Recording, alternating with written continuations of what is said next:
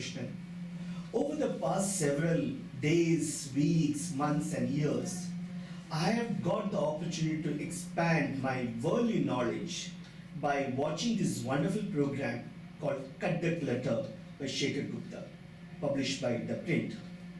But of late, I find that there is so much of clutter in the Cut The Clutter, and therefore I thought, why not declutter Cut The Clutter?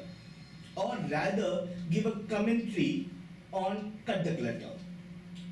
So I wanted to make a start, and I started with episode 582, which was published on 26th July 2020.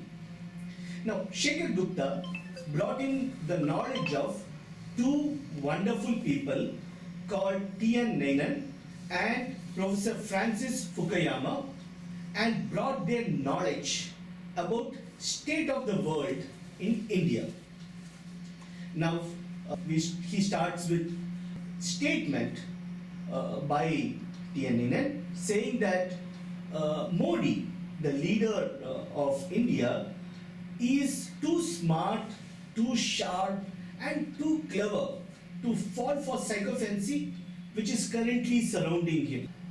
And then he goes on for a set of laundry list given by Professor Francis Fukuyama, who gives the things that the present government should tackle in priority. And he lists down in the order of priority. The first thing that he says is that Modi has to bring back India together. He says that there is a lot of alienation in India, which is especially focused towards minority. Now, if you go actually around the country, you will find that this is a hype or hyperbole which has been created, saying that yes, India is anti-minority. I at least have never seen such a feeling with normal citizens. This is a very nice topic to talk in parliament for politicians and for those, the third page Twitteratists. But if you actually go down to the streets, you don't actually find it. The first thing, the most important that Professor Francis Fukuyama says is that the Modi should bring in India together. I'm not too sure if this is a very objective. This is very, very subjective. This could be an objective, but how do you measure it? Do you measure it in terms of religious conversions or religious riots that happened? Well, in that case, there has hardly been a religious riot in the country for the past several years. So this, I think, is a very subjective objective.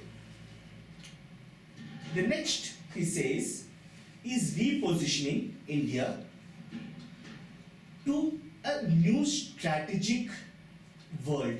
And then he also adds, not just repositioning, but also positioning. Now, India's position has always been that as a magnet for peoples to come right from time immemorial. But right now, there is a changed world order.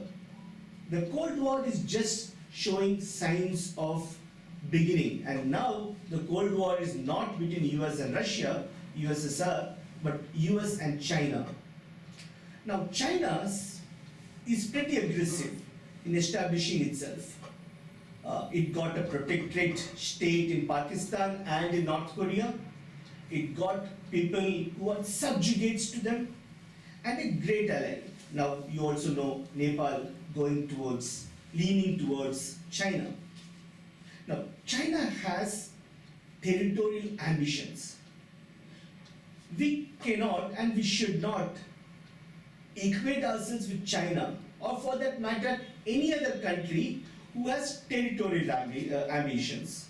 India never, from the ancient time, India never had a territorial ambitions. We have defined our country We have our defined borders, and I think probably India's borders are the most defined borders ever in the history of this world. I mean, we are the only country, I mean, we never invaded China or Mongolia or anything, because we know that Himalayas is a northern boundary. Even when we went all the way to Cambodia and places like that in Southeast, we never went there to conquer with a territorial ambition. We went there for trading, and then we established some of our religious institutions, but there was no territorial annexation. Sri Lanka was never annexed with any of the southern kingdoms, though we went there a lot of time. So therefore, I think this is also not very politically correct. And the third thing he says, and I completely agree, is increasing the economy and military. This we've been talking ever since Bahadur Shah Zafar was exiled in Burma, that our military is not up to the mark. It's been there for the last 200 years, and it will continue to be there in the last 200 years, because there is nothing which says, no country in this world can say that they have enough military and economic power. This is something which is an ambition which always takes this. There are a lot of other things that Shekhar Gupta talked about in this episode. He also talked about Ninan's, TN Ninan, one of the most foremost columnists of this country. His talk about Modi.